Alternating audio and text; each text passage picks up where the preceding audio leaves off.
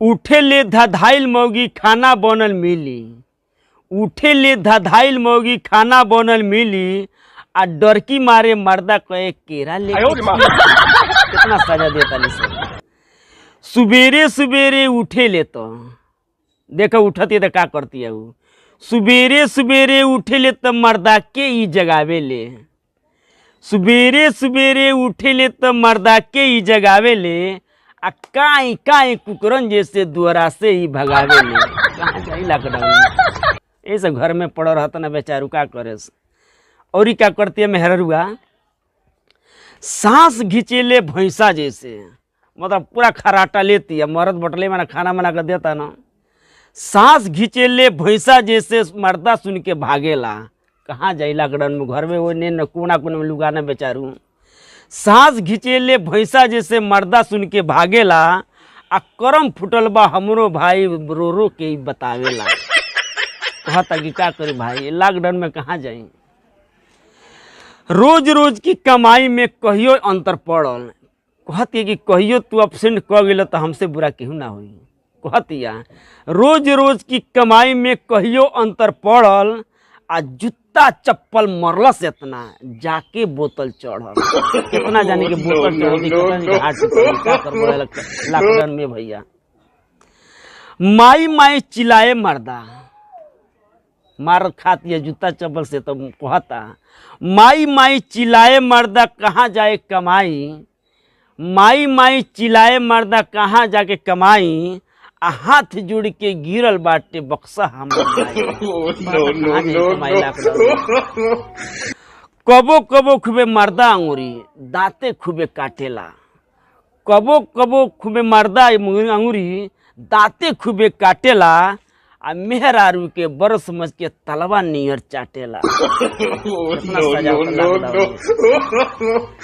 हाथ जुड़ी के मर्दा कहे, हाथ जुड़ी के मर्दा कहे खाना कहत बनाई, आ घर के खाना ना खेबू तो होटल से मंगाई। लॉकडाउन में कहाँ भैया लोग यदि हमारे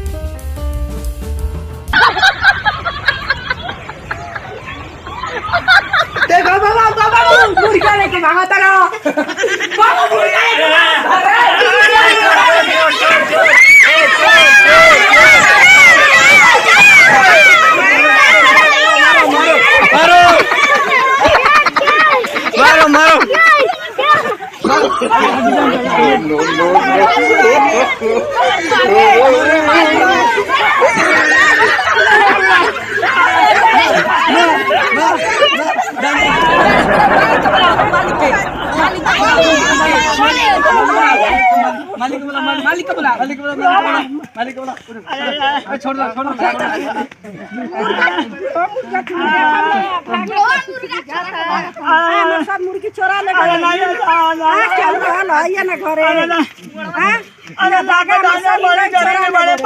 मुर्गी चोरा ले छोटा बेटा कितना कर भूख लागल लॉकडाउन में परेशानी भाई माली सब हमार मुर्गी चोरा ले गरे ती बुढ़ा एक लाठी लाठी मारल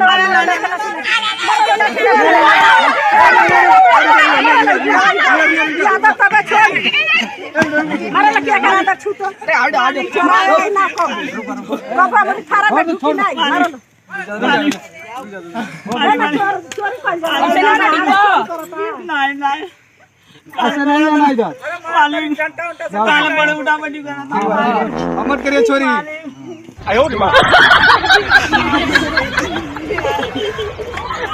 सब के आगे से करे लो जा भाग जाओ मत करिए चोरी